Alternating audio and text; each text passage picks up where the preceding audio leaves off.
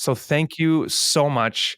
I know you said that I didn't need to call you doctor. I'm going to do it one time. Dr. Alicia Britt Chole. You Nailed it. got Been it. practicing that for weeks. Honestly, this is a huge privilege to have you on our podcast. I know the other guys who usually are part of this would like to be here, but we think it's more of a conversation and less of a press conference when it's just one-on-one. So thank you. And I really appreciate it. Oh, thank you for the opportunity, Ben. I'm glad to be with y'all. Awesome. So we're going to talk about your book because I think it's crucial. As I was telling you before we started, this podcast is aimed at those who want to faithfully follow Jesus. And the fact is, we don't just do that in a world devoid of challenge, right? We are not immune to hardship. We are not immune to suffering. In fact, I think what's so profound about the faith that we have is that we have tremendous resources for confronting suffering directly and having hope in the middle of it.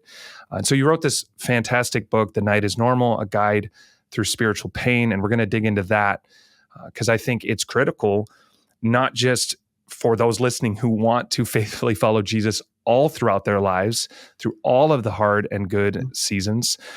But as I was saying to you, I think it's a powerful apologetic because I think the world also obviously experiences suffering. Yes. And so often they have no hope. They don't have a way to navigate it, face it, confront it, have a redemptive hope through it. And so we're going to talk about all of that. But I know this is often where we start, but I think, or where you start when you're on interviews, but I'd love to hear your story because I think it establishes great context for just who you are and how you got to this point and then why you chose such an easy, light, happy topic to write about.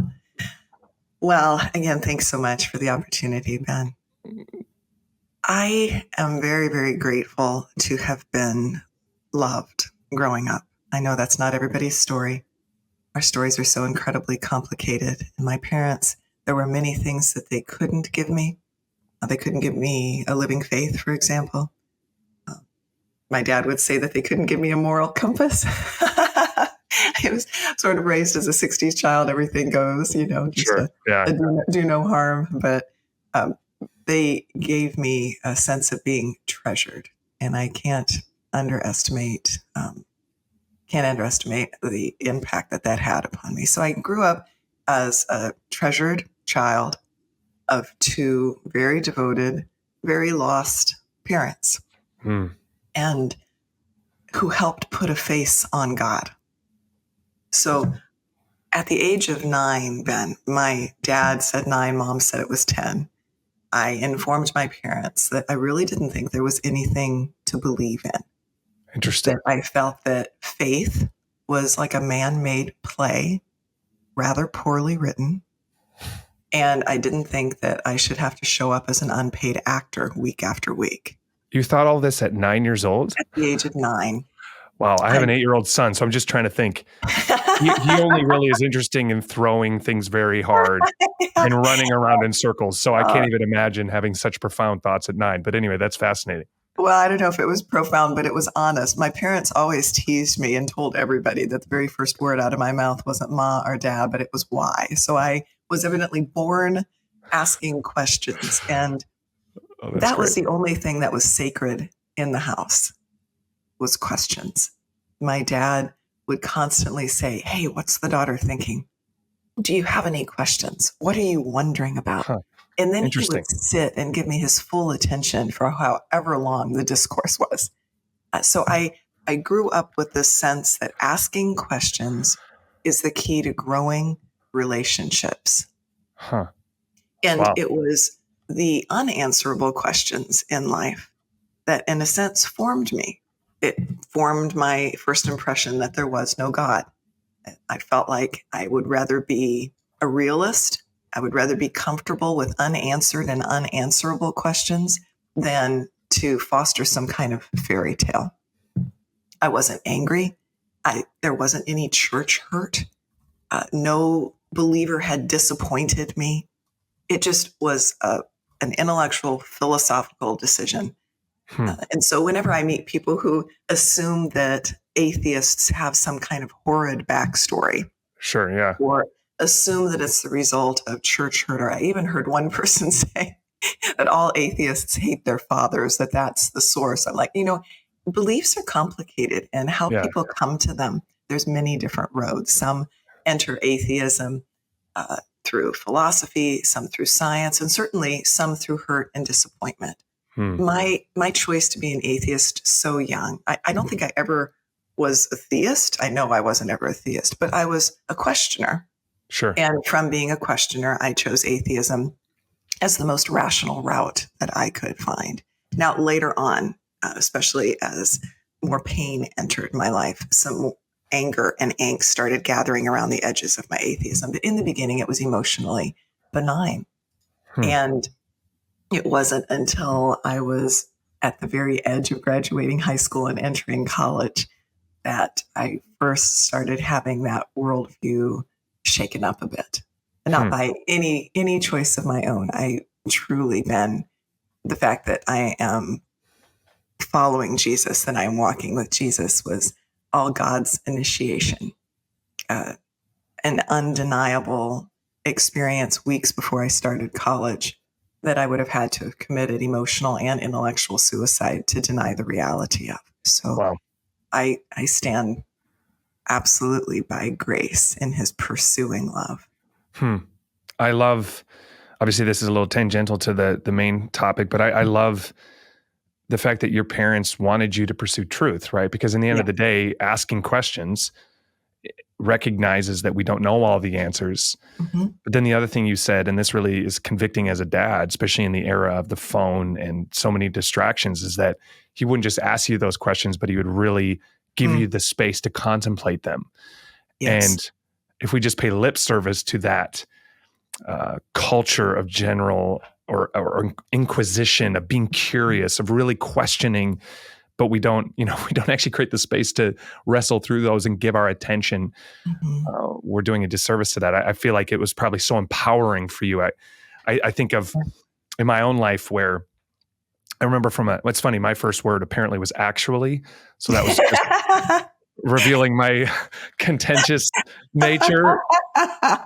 So yours was why, mine was actually. Either way, we were probably from the same cloth of some kind. But my parents, when I was very young, they would ask for my spiritual insight into things. I remember vividly being like 6, 7, 8, 9, 10, and they would be wrestling with some issue in their ministry or situation they were confronted with, and they would say, "What do you think about this, Ben? We'd love for you to pray about this and think about that." And I don't remember what my answers were. They were probably pretty ridiculous. But what I do remember is feeling so empowered that, wow, God speaks to me, and He's given me wisdom, even as a kid, that I can tap into from Him to help unravel the situation that we're dealing with. And I could tell it was legitimate. It wasn't just an exercise.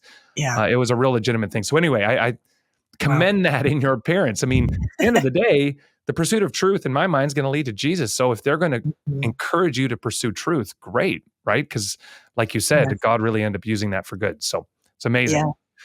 Yeah. And what a brilliant example from your parents. One of the things that I realized when I started looking back on my formation is that, Ben, I don't remember a single answer to any of the bazillion questions my dad and I processed. But that's because the answers weren't always the point. The point was honesty. The point was the safety of asking. And I think that being able to ask questions, especially hard questions, what it actually is doing is growing trust. And it's trust that grows love. So when Jesus interrupts my atheistic existence and somebody comes along and says, "Oh, by the way, now God is your father," what was so immediate to me was, oh, okay, then I can bring my questions into this adventure called faith. Oh, wow. I can bring my honest angst into this. And the point isn't that I'm going to solve the problems of the universe, but the point is that the honesty will grow trust and the trust will grow love. Wow. That is so profound. And again, as I said, convicting, because if by contrast your kids experience a distracted, disinterested parent who doesn't really care about the questions or their answers to those questions, what would that say about their conception of God? when they bring their greatest doubts before him? Is he also too busy? Is he looking at his phone? Wow. Okay. Yeah. My daughter, I have 3 kids. I have an 8-year-old, 5-year-old, and a 3-year-old. And my Oh, wow. 5-year-old is the where did that come from girl? I mean, she's extraordinary. I mean, we're sitting in the car driving to school, and she said, Dad, if Satan sinned, what would, and he was an angel, what would stop that from just happening again? Mm-hmm. And I'm like, I think that might be one of the hardest theological questions you could possibly ask. Mm. I'm like, what? You're right. Why could we not just fall again in heaven? Anyway, so maybe I got one like you coming down the line. So maybe I need to be as attentive as I possibly can for her future sake. So, okay. So God interrupts your life. You give your life to him. I'm sure there is a ton between that and the many things you have now contributed as a thinker and writer.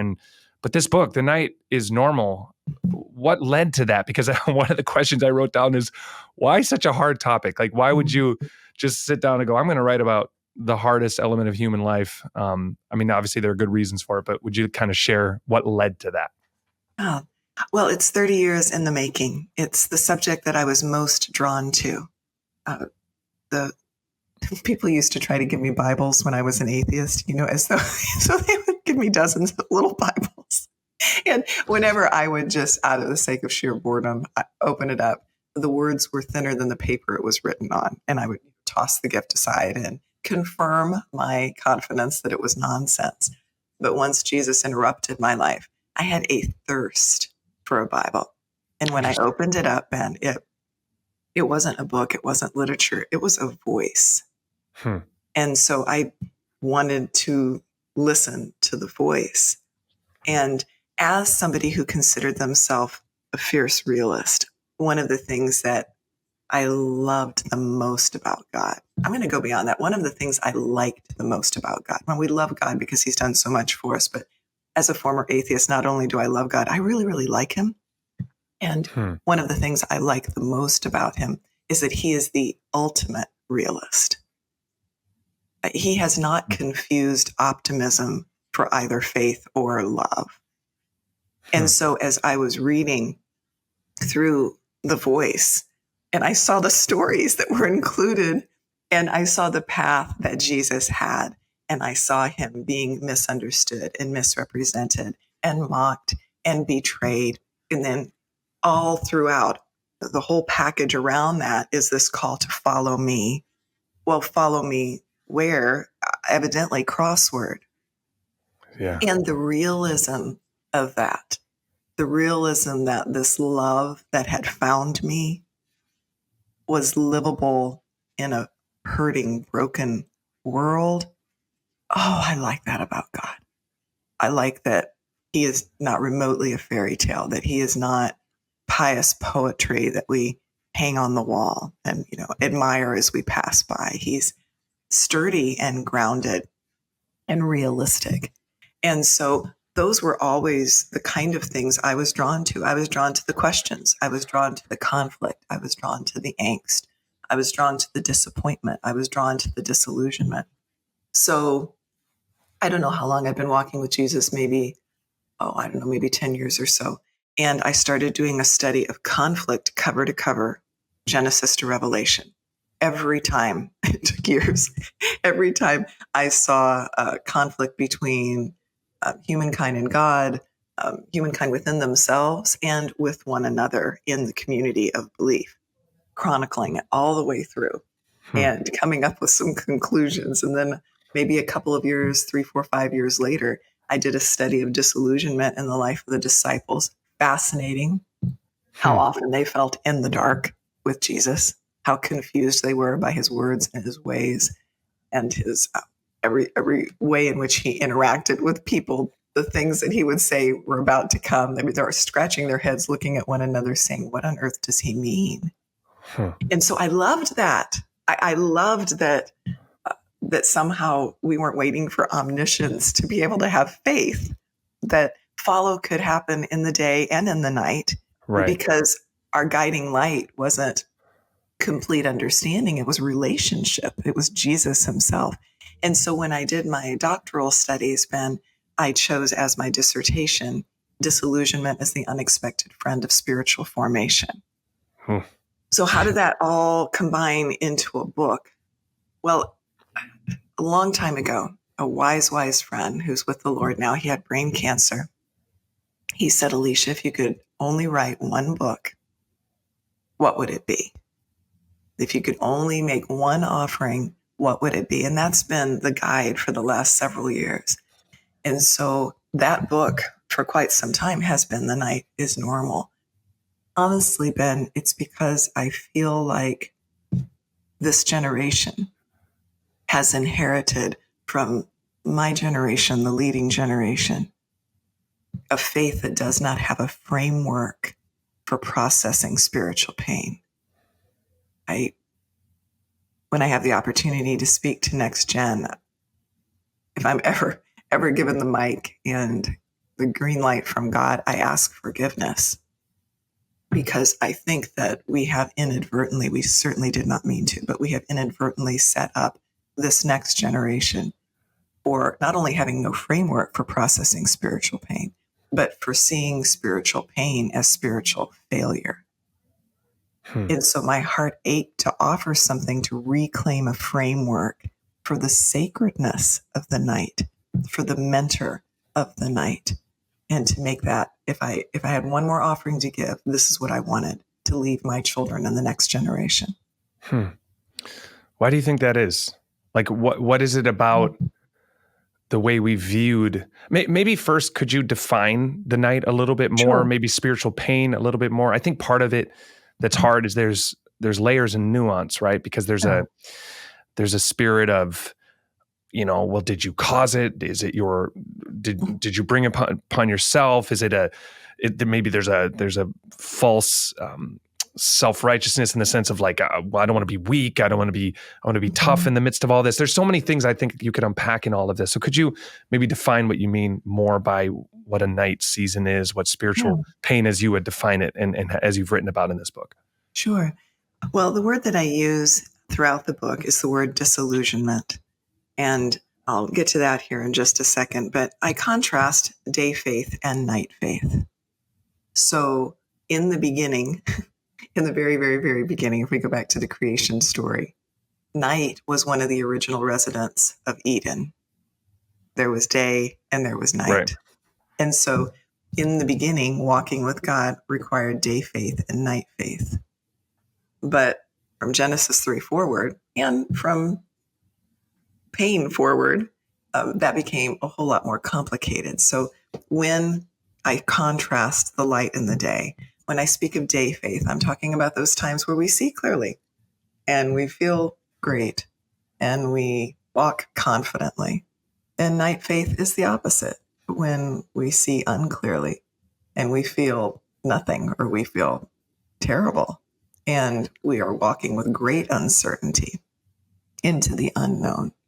The night represents those seasons in life where we wind up sighing, where we wind up shaking our heads, saying something like, this is not what I thought it was going to be like. This is not who I thought I was going to be. This is not what I thought life was going to look like.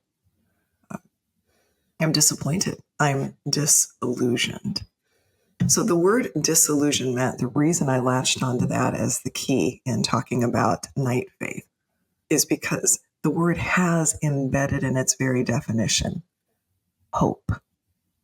So disillusionment, 3 parts, right? Prefix. Dis is the negation or removal of. And illusion in the center of the noun is a false ideal or idea. And ment is the act of, the suffix. So what is disillusionment? It is the act of removing or negating false ideas or ideals. And interesting. When we are walking through the night, we are walking through a state of disillusionment. We've lost confidence in some things. We're losing trust in certain ideas and ideals. This isn't the way I thought it was supposed to pan out. This isn't the way I thought it was supposed to go. And in the night, what we're really losing is the illusion of self-leadership. So faith glitters in the day, right? But it grows depth in the dark. In the daytime, we have this illusion of self-leadership. I've got this. I know, I see, I feel. In the night, we lose the know, the see, and the feel. And so what's left is we have to decide who we trust. Yeah. And as I mentioned before, it's trust that grows love. Does it matter?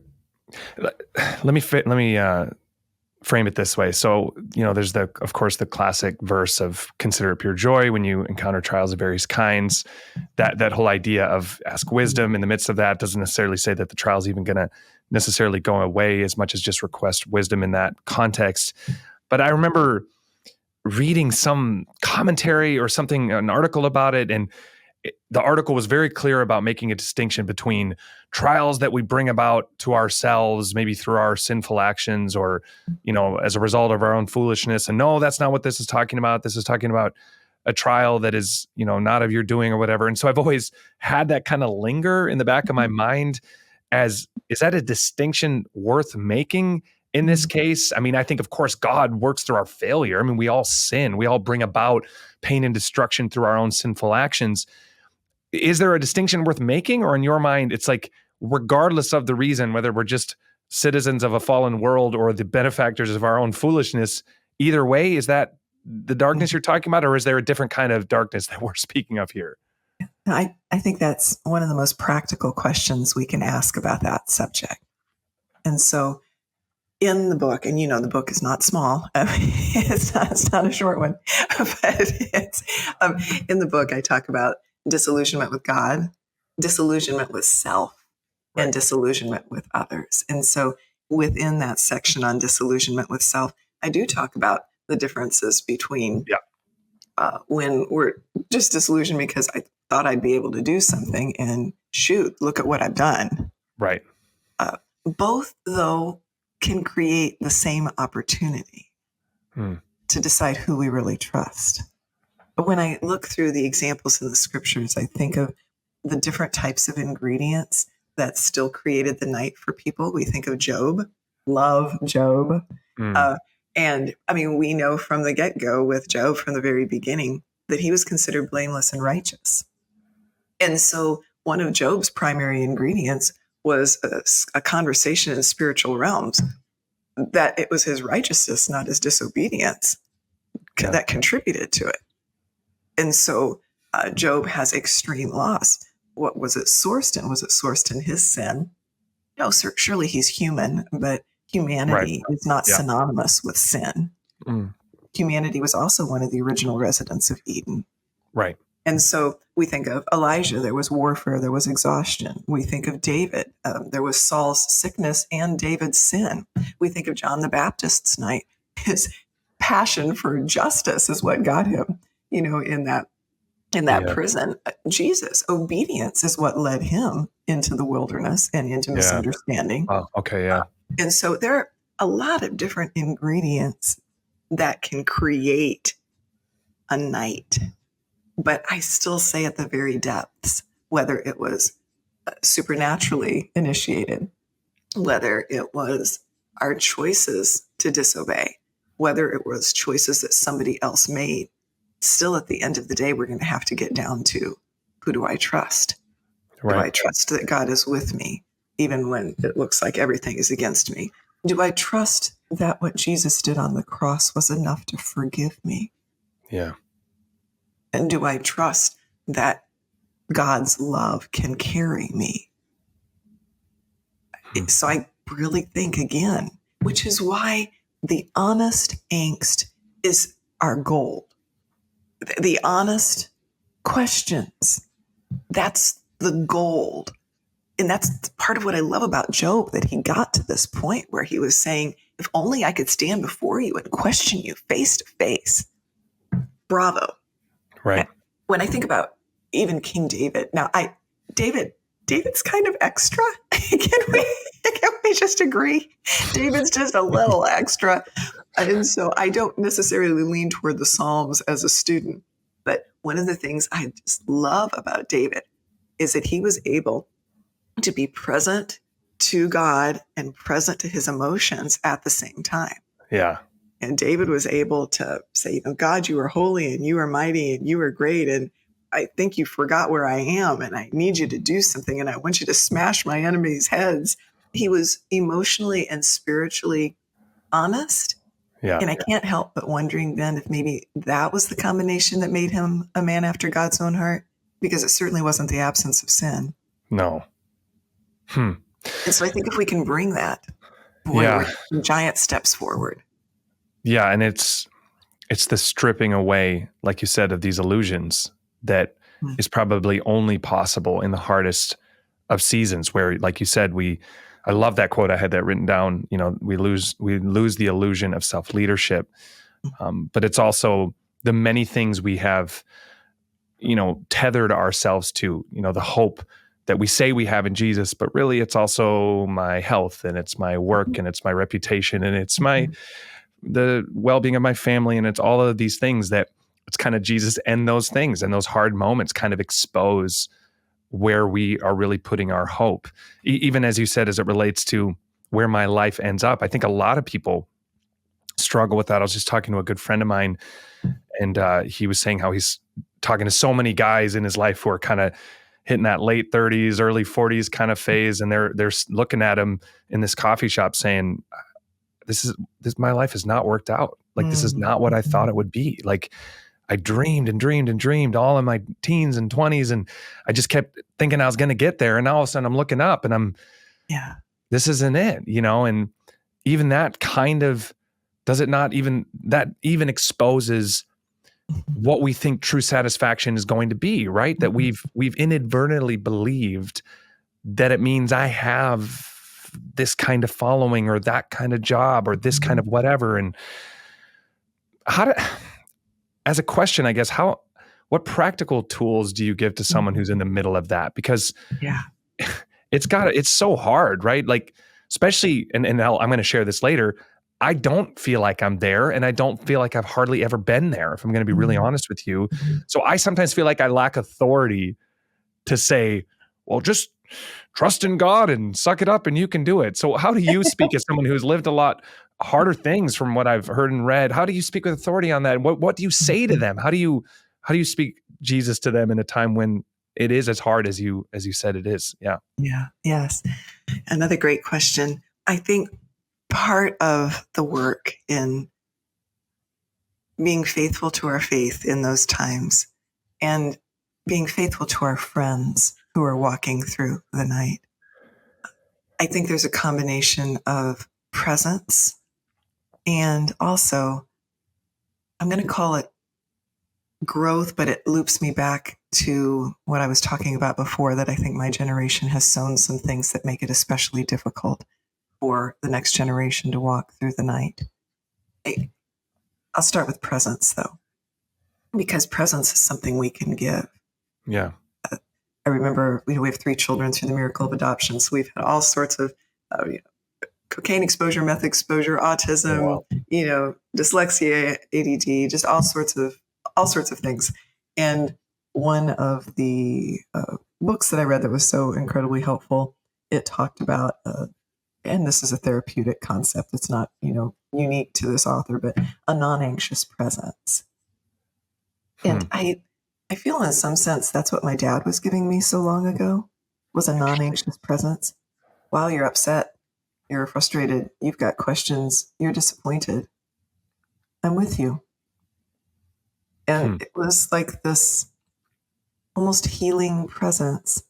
And there's something about a non-anxious presence to our friends, to ourselves, to our families, that heals by a surprising way, Ben.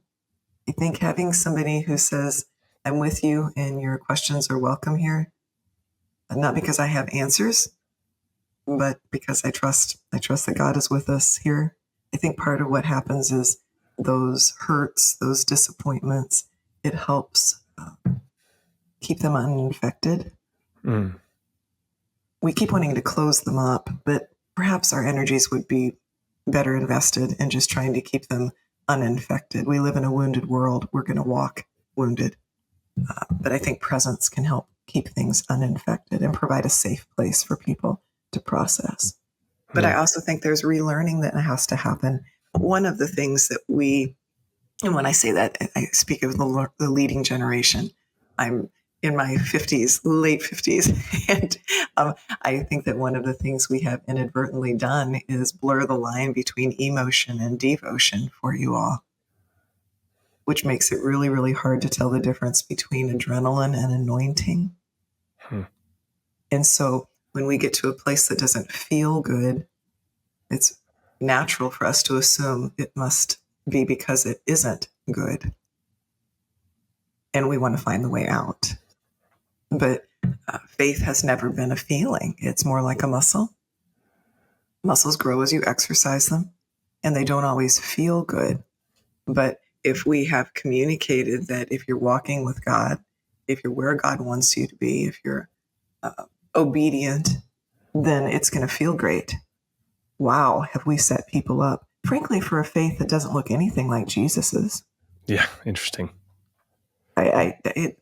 One of the greatest gifts my first mentor gave me was the study of Jesus. I mean, again, not a blank slate. There are no blank slates. All of us live in a spiritual world. But I was pretty close to a blank slate as far as religion, definitely as far as theology. And so one of the very, very, very first things we did was we did this study of Jesus, and not just the things he said, but how he treated people, the emotions he expressed. And so there was this composite of Jesus who was not always happy, who was straight up upset at times, who turned over tables, who was complicated, and whose road was a very painful path. I remember once, Ben, I was in one of those happy Sunday school moments, and they were asking, what are the promises of God? Let's remind ourselves of the promises of God. Well, here's Alicia, who was an atheist a couple minutes ago. And I was like, one of his promises is that in this world, we will have trouble. They were like, I think you missed the point. That's right. Thank you, girl on the back row. But it's true. Yeah. He said, follow. Where exactly did we think it was going to lead us? But it's his presence. That's the treasure. Yeah. How do we, again, as I said, and I have a question related to this that I want to bring up later, essentially as it relates to how do you prepare for the night when you're in the day, right? Because I got to believe there's an element of that, right? Yeah. I'm very optimistic as just by nature, and I'm becoming more and more aware that in the biochemistry of it all, I just think I got an extra dose of serotonin. I think I gave that to my 3-year-old daughter, who's just like the happiest child on planet Earth. But not everyone is that way.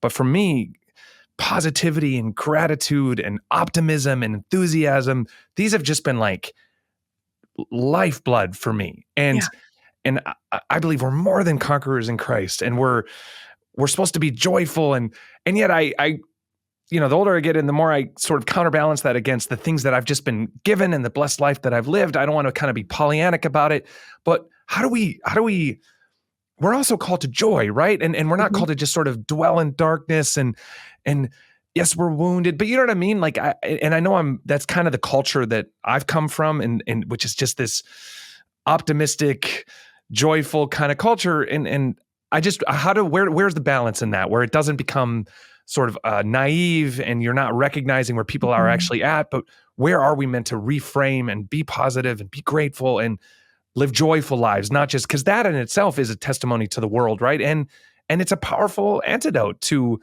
yes, a world that's hard, but a world that can also be pretty great. Yes. And yes, fantastic questions, Ben. I'm going to mention one tool, and I actually wrote an entire book about this tool. So let me make a quick note so I don't forget it. I think that gratitude and joy are apps. They're powerful. You're right. They are powerful. The challenge is to not make them formulaic. Sure. I am joyful because of A plus B plus C. Therefore, if you do A plus B plus C, you will be joyful too. But I think that's part of our tendencies, is to almost spiritualize the more positive emotions and then find some kind of equation to help other people get there. But it doesn't work for every personality. I've met with so many people who for them to hear something like doubt is a growing pain of faith was an absolute game changer for them. I'm not defective. I'm not incapable of following. Right.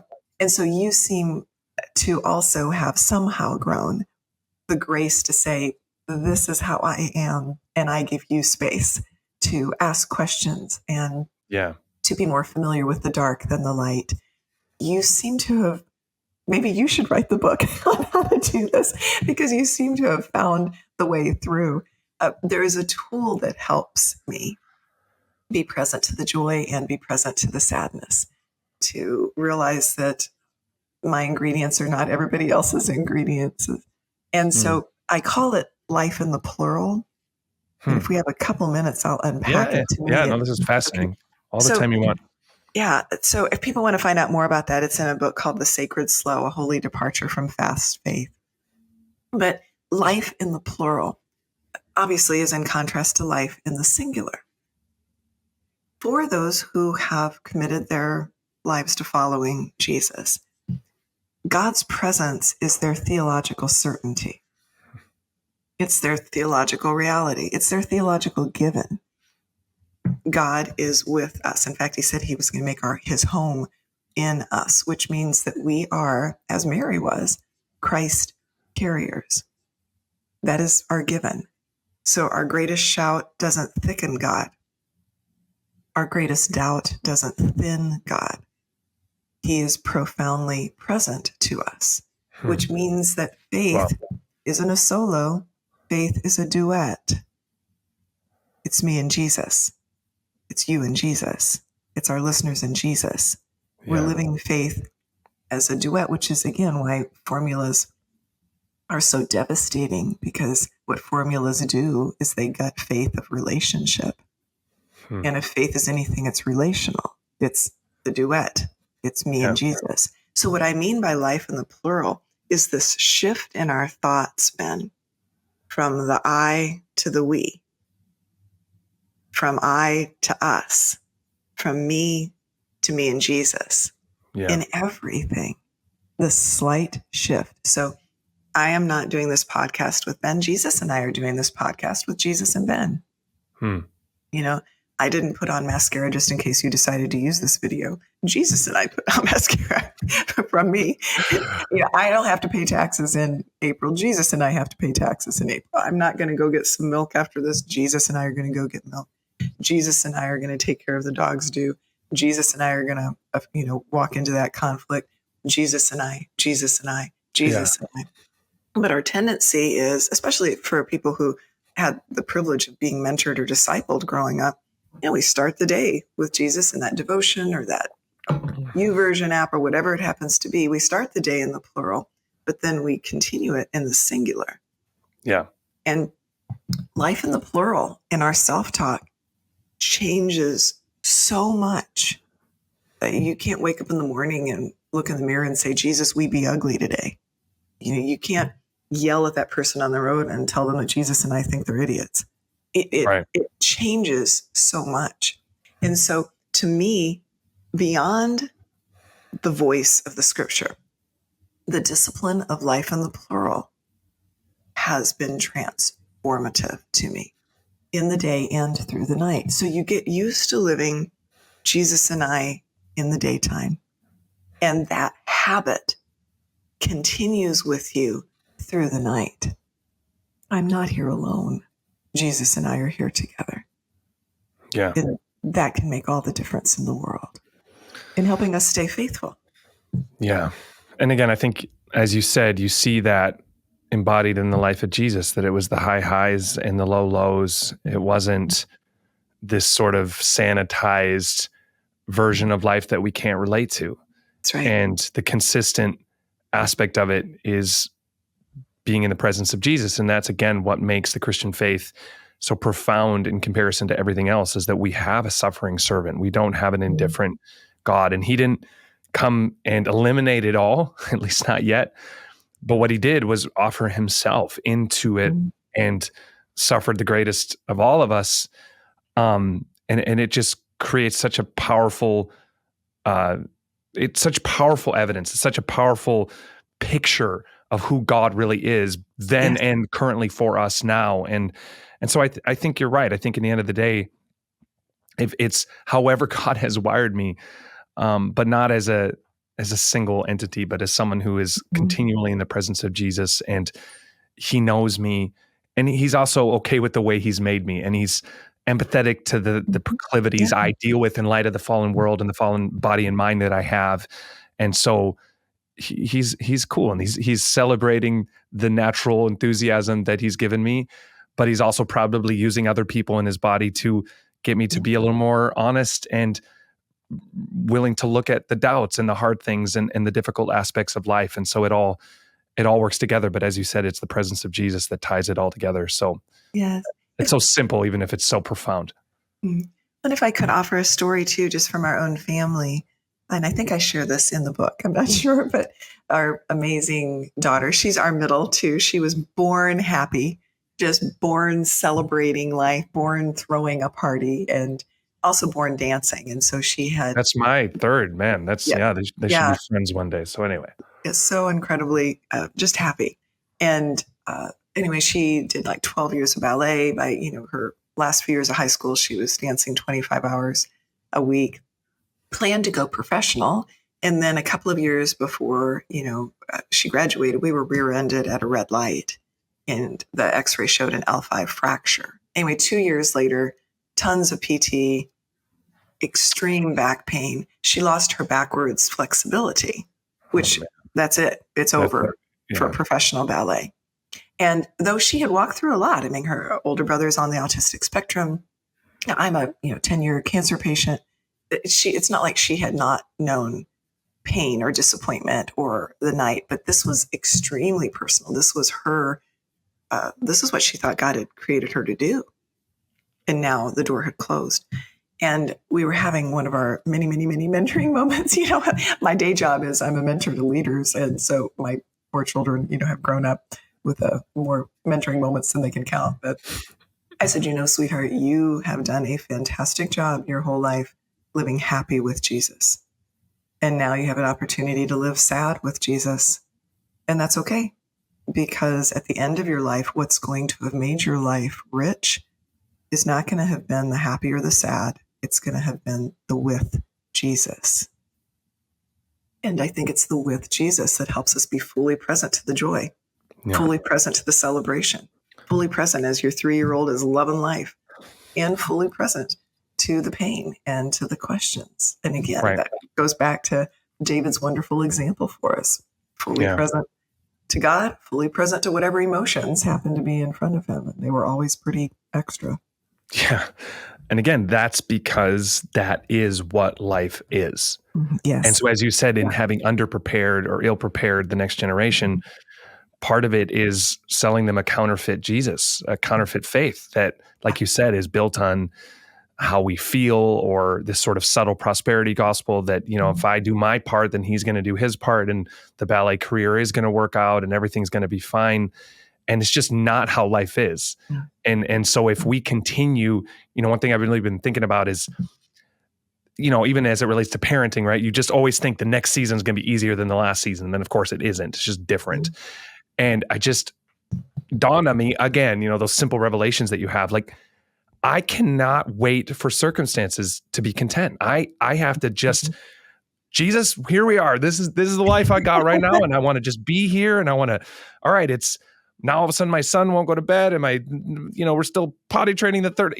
It's like, I just want to be, I don't want to always have that around the corner, around the corner, around the corner. Then it'll get better. Then it'll get better. And Yeah. that is so embedded into our culture, right? That's that hedonic treadmill. That's the Yes. meritocracy. That's the you are what you do. And so what you say, that what a beautiful thing to access. Like, as I'm walking and I'm praying and I go, I have everything I need to be satisfied, and not like life is perfect and easy, but I have access to this joy. And Yes.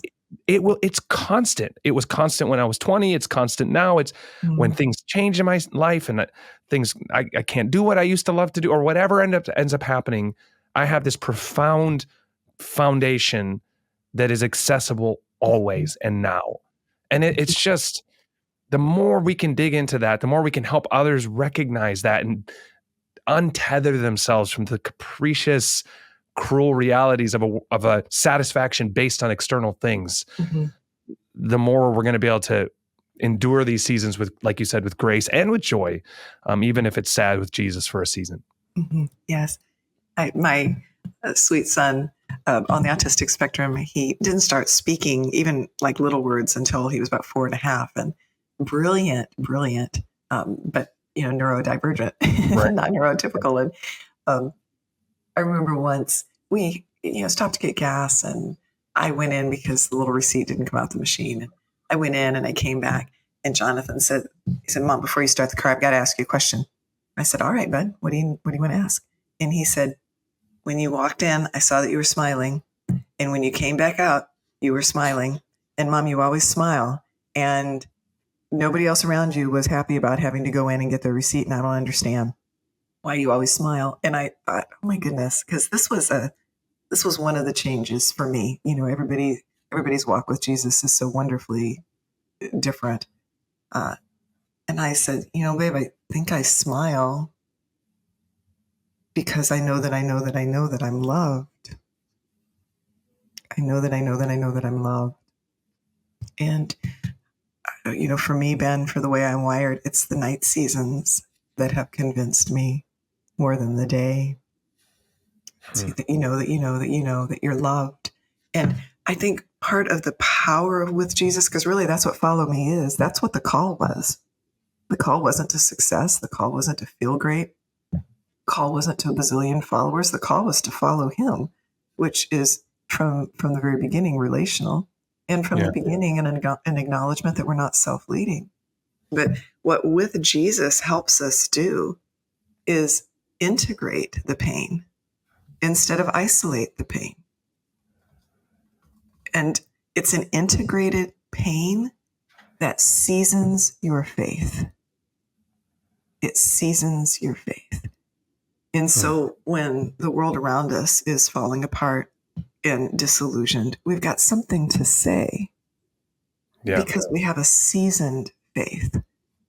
And we're following Jesus that's with us as much in the day as in the night. We have a powerful offering. Sometimes we're hindered from giving it by our confusion. About what faith is supposed to produce. Faith produces intimacy with God. And we can find that in the day or the night with him. That's so crucial. And it's I think a fitting segue with your son noticing your attitude in light of what in his mind seemed like a situation that maybe shouldn't produce joy, and yet in you it did. And, one thing I brought up before we started was, our heart is very much to reach people. We want to go outside of the church. That's the legacy that I grew up in, and that's the mission that I'm a part of. And this whole topic of suffering is a real powerful apologetic because the world is suffering, right? They're not immune to it. And often the accusation is levied towards Christians. How could you believe in a God that would allow all these things? To which my mind always goes to, how can you believe, or how can you deal with a world in which all this suffering happens and there is no purpose or meaning to it at all? And so just as your son noticed your response to this very, relatively lighthearted situation, right? What does it say? How crucial is it that we demonstrate this resilience to a watching world? I think at 1 Peter 3:15, right? Where always be prepared to give an answer to anyone who asks for the reasons for the hope that you have in you. I think it's so interesting that it doesn't say for the good answers that you have in you, or the theology that you have in you, or the right moral behavior. That it says, no, the world's going to see your hope. So could you, I know it's not necessarily the center of the bullseye in terms of the book, but how is this a powerful witness to a world that is also suffering and has very little resources to deal with it? Yes. Well, I think it gives our words weight. Yeah. One of the things that really annoyed me about Christians in particular as an atheist is that they believed really strongly in things they explained really poorly. I mean no disrespect. But that's great. That might be the Instagram quote I use of you, if that's okay. their attempts at answering my questions just honestly solidified my certainty that they were wrong until they started having honest conversations with me. I remember the two girls that just were determined to try to share their faith with me. And you know, the most powerful thing they ever said to me, Ben, was, well, it's actually 4 words, but there's a contraction, so we'll call it 3. They would say, I don't know. But I know that Jesus lives and I know that he loves you, Alicia. Oof. I don't know an answer to your question, but I know that Jesus lives and I know that he loves you. I don't know is a really smart answer when it's true. And I think we need to not be afraid of, I don't know. Wow, Yeah. that's really confusing, isn't it? I agree with you. It is confusing to look around and see the pain and wonder why an all-powerful God doesn't stop it. I think you've got a valid question, and it's one that I've wondered Yeah. about too. So I keep thinking about it with Jesus. I keep asking him questions because he's with me. I think when they know that faith is not the means, which sometimes we present this, that faith is a means to avoiding the pain, that God's love is a means to avoiding the pain. That's certainly not, again, in this world you will have trouble. I don't think that's what Jesus was, selling, was a pain-free existence. He certainly didn't model that for us. But that God is with me in a world that's like this. The statement, I know that you're probably familiar, I'm assuming, with Screw Tape Letters. Mm-hmm. Yeah, It's C.S. probably Lewis. back there somewhere, I'm pretty sure. Man, Yeah. Yeah, of wow. course. And, I think he captures it so well, and I'm sure it's familiar to you and to those who've read it. I mean, the older demon mentoring the younger demon, trying to snare the soul of the young Christian. I'm not going to quote this perfectly, but there's one point where he says, do not be deceived, wormwood. Our cause, meaning the cause of darkness, is never more in danger than when a Christian looks round about a universe from which every trace of God seems to have vanished, asks, why have I been forsaken, and still obeys. Yeah. And so it's when the lights go out and we say, God, where are you? Why on earth is there so much pain here? And yet I trust you enough to keep following. Again, I think far more of a spiritual weapon than our greatest shout in our most celebratory worship services. I think that what happens in spiritual realms when we say, I still believe and I will still follow when the lights go out, is probably the most powerful weapon we have at our disposal on this earth. Well, maybe I feel like there's so much I could continue to ask. I'll just ask this one last thing that I've been kind of holding on to, which as I said already in the middle of this podcast, for whatever reason, I have lived in my mind a very nightless, a life with a lack of much night, truly. I've lost very few people that are close to me. I've dealt with virtually no physical problem. I mean, just where I feel sheepish, I'm like, I often say to myself in prayer, I'm like, or just in thought, I know the hardest days of my life are ahead of me. Like, I just know that inevitably, in terms of just circumstantial things. And yet I wonder, and maybe there are others listening, I would imagine most people have dealt with hard things, or maybe they feel like me, depending on their age, maybe. How does one prepare in a season like that? What is one's attitude and disposition to be in a season like that? Because I don't feel like God wants me to nervously anticipate tragedy around every corner, or somehow put myself in a posture of that to somehow gain the benefits. I don't feel like he wants me to live that way. Just like I wouldn't want my kids to anticipate the hardships they will face any more than just recognize that God will be with them when those do inevitably happen. What would you say to someone? Well, what would you say to me? What would you say to me when I wrestle with that interesting question, I think? Yes. Well, I would affirm that it is not a wise use of your energy to anticipate the pain ahead and try to live as though it were already here. I think that the discipline of being present is one that will serve you and serve our listeners lifelong. we're present, and we're emotionally honest. If we can develop the disciplines of being present to Jesus in this moment, being present to the painful world that we're in, and being honest emotionally, I think we've got the goods that we need for the future. Whether the shadow barely touches our life and whether we feel like we dwell in long seasons of night, if we have established the with Jesus and we know that we can bring our questions with us, I don't know that there would be two greater tools that we could take into the night. Yeah. Wow. Okay. Yeah. Well, Alicia, thank you. I love conversations. I don't know how this felt to you, but I love when conversations sort of transcend the mechanics of the recording and just feel very real. And I think that's part of the anointing God has given you, to speak very clearly, but very soothingly, if that's a word. I don't know if that is, but in a way that just feels like you're really, it doesn't feel academic, even if it's very brilliant in the way you convey it. So I really appreciate you. I thank you for being willing to come on this, but just in general, the way you devoted yourself to helping people navigate these challenging aspects of life. And would you mind just praying over those who are listening, who this has hit in an entirely different way than maybe it's hit me? I feel affected by it, though I know there are people who you're meeting them right in that spot. Would you mind praying over them that God would really be present to them, even as they intellectually attempt to get there and maybe are struggling? Happy to. And also, Ben, thank you. I want to thank you for your thoughtfulness and also for how your questions are lived in. And I appreciated our conversation. Thank you. Great. Well, me too. All right, let's pray.